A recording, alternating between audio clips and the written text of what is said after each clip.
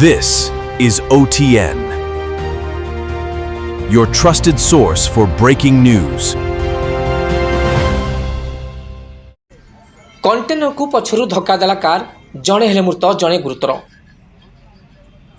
भद्रक जिला 16 नंबर जातीय राजपथरे आरडी छक निकटरे घटी मर्मन्तुद सड़क दुर्घटना। रास्तार छिड़ा होइतिबा कंटेनर ट्रक पछरु पिटिला कार भितर थिबा दुई जनक मध्यरु जनकर घटनास्थल मृत्यु, जणे गुरुतर होई भद्रक मेडिकल भर्ती। मृतक जनकर परिचय मिलना। घटनास्थल शह शह गाड़ी अटक रही। घटनास्थल ग्रामांचल एवं टाउन थाना पुलिस पहुंची तदंत आरंभ कर। Bhadrak Hemant Mahalik report, OTN TV।